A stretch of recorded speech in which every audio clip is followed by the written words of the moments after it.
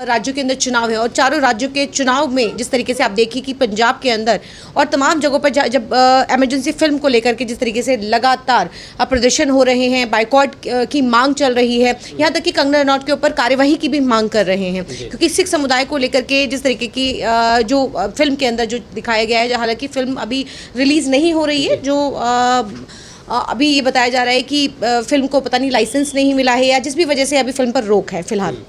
लेकिन इस तरीके के बयान देना कोई देखिए बीजेपी के अंदर बहुत आम सी बात है क्योंकि कंगना रनौत हो, अनुराग ठाकुर हो, रमेश बिदूड़ी हो या और तमाम मैं 3 मुख्यमंत्री को अभी हाल फिलहाल में आपने उनके बयान देखे कि जैसे कि काटने और बांटने की बात कर रहे हैं। कोई ज़मीन को लेकर के कहता है मियाँ मुसलमान करता है तो कोई काटने और बांटने की बात करता है। तो जाहिर है इस तरीके की मानसिकता जो है सिर्फ बीजेपी के अंदर आपको देखने को मिलती है। तो हम सिर्फ यही कहना चाहते हैं कि इस तरीके के बयान, चाहे आप महिलाओं की बात करें तो महिलाओं को आपने कि किस तरीके से 100 रुपए वाली सड़क पर बैठने वाली महिला वो पहले बोल चुकी हैं।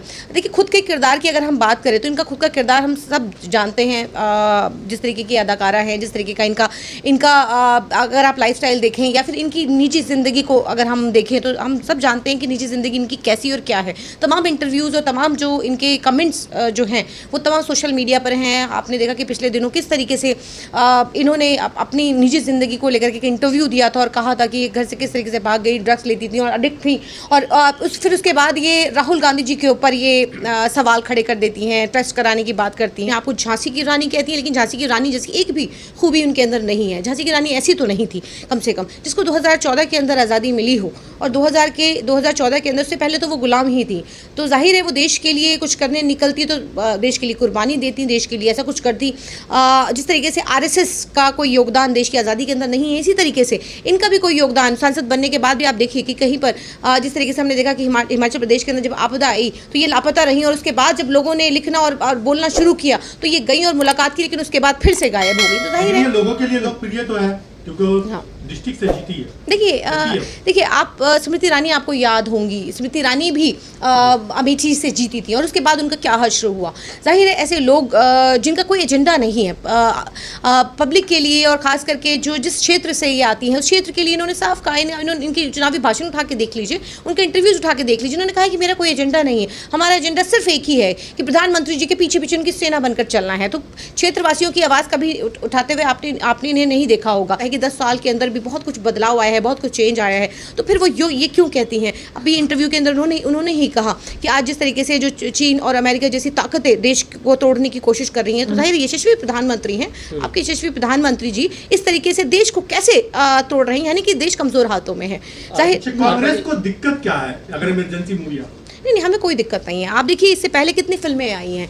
आप नहीं, हम बिल्कुल नहीं पीछे पड़े हैं। आप बिल्कुल आप ऐसी फिल्में लाइए, आप इस तरीके की फिल्में दिखाइए, उससे कोई फर्क नहीं पड़ता। आप देखिए कितनी फिल्में आ गई, the Kashmir file, the Kerala story, 72 हूरे, इस तरीके की तमाम जो फिल्में हैं उससे क्या आप मुझे बताइए कि द एक्सीडेंटल प्राइम मिनिस्टर, जिस तरीके की एक ही तरीके की छवि आपको विपक्ष को बदनाम करने की और राहुल गांधी परिवार को बदनाम करने के लिए फिल्में लाई गई, जाहिर हम सब जानते हैं। लेकिन अच्छा होता, बेहतर होता कि आप फिल्म जो इस तरीके की फिल्में बनाती जिससे देश के अंदर बलात्कार रुक सकें, इस तरीके से ऐसी फिल्में आती जिससे एक डेटरेंस समाज के अंदर आता। जो आज ये बलात्कारी जिनको आप फूल माला पहना करके आप उनका स्वागत कर रहे हैं, देश की प्राचीर से प्रधानमंत्री नारी शक्ति की बात करते हैं और फिर उसके बाद 11 आरोपियों को छोड़कर फूल माला पहना करके उनको मंचों पर ले जाया जाता है। बिल्किस बानो की बात कर रही हूँ। अगर आज BHU के छात्र जो गैंग रेप करते हैं और उसके बाद उनको 7 महीने बाद उनको 2 को बेल मिल जाती है और फूलमाला पहना करके उसका स्वागत होता है। बिल्किस बानो के आरोपियों को फूलमाला पहना करके स्वागत किया जाता है, उसको रिहाई दे दी जाती है, जेल के अंदर चले गए रिहाई फिर में हो जाती है और उसके बाद फूलमाला पहनाया जाता है। तो जाहिर है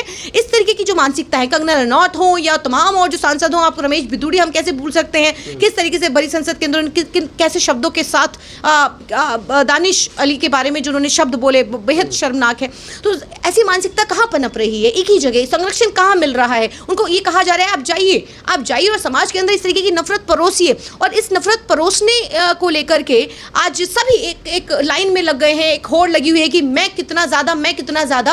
आज हर आदमी अपना राजनीति भविष्य कहीं ना कहीं ऐसे विवादित बयानों में देख रहा है कि ऐसे विवादित बयान हम दें और हमारा कहीं ना कहीं हमारी पदोन्नति हो, हमारा कहीं ना कहीं प्रमोशन हो। तो जाहिर है ऐसे लोग जो हम लगातार, तो चुनाव अभी देखिए डिक्लेयर हुए हैं, अभी देखिएगा कि किस तरीके से बड़े बड़े मंचों से कैसी कैसी भाषाएं बोली जाएंगी, प्रधानमंत्री से लेकर के तमाम जो मुख्यमंत्री हैं सभी एक ही फहरिस्त के अंदर है। प्रधानमंत्री जी खुद कहते हैं, जब प्रधानमंत्री ही इस तरीके के हेट स्पीच दे रहे हैं कि अगर इंडिया गठबंधन आ जाएगा तो आपकी संपत्तियां छीन ली जाएगी, मंगलसूत्र और भैंसों की बात करते हैं, मटन जैसी चीज़ों की बात करते हैं, तो जाहिर है आज मुख्यमंत्री उत्तर प्रदेश के अंदर जो जीरो टॉलरेंस की बात करते हैं, लेकिन तमाम उन लोगों के घरों के ऊपर बुलडोजर चलाया जाता है जो कि एक समुदाय से हैं, कांग्रेसी नेता हैं। तो एक सिर्फ खास करके मुसलमानों को लेकर के जिस तरीके से हम उत्तर प्रदेश के अंदर देख, लेकिन उत्तर प्रदेश ही ऐसा एक विशेष राज्य है जहां पे सबसे ज्यादा बलात्कार की घटनाएं वहीं पर होती है। 15,000 से ज्यादा वहां पर जो घटनाएं जो हम देख रहे हैं कि वहां पर हो रही है। तमाम और विदेशों की हालत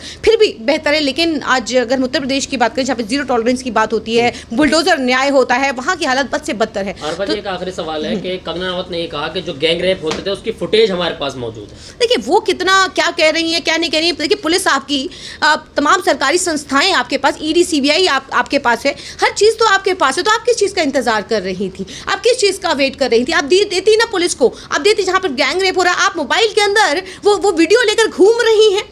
मतलब क्या है इस बात का? यहाँ मुझे तो एक ही चीज़ नजर आती है कि वो बलात्कारी जो आप किसान आंदोलन से जोड़ने की कोशिश कर रही हैं, वो बलात्कारी आप ही की पार्टी से कोई कार्यकर्ता या कोई ऐसा व्यक्ति होगा, तभी आप उसके बचाव में वो वीडियो रिलीज आपने नहीं की और आपने वो वीडियो पुलिस को नहीं दी। इससे एक ही बात साबित होती है, इसके अलावा और कोई बात साबित। आज इतने वक्त बाद आप उठ करके आई हैं और आप कह रही हैं कि मेरे पास तो तमाम सबूत है, तो सबूत है तो पुलिस को क्यों नहीं दिया? आपकी पुलिस है ना, आपकी पुलिस बुलडोजर न्याय करती है तो आप देते हैं ना।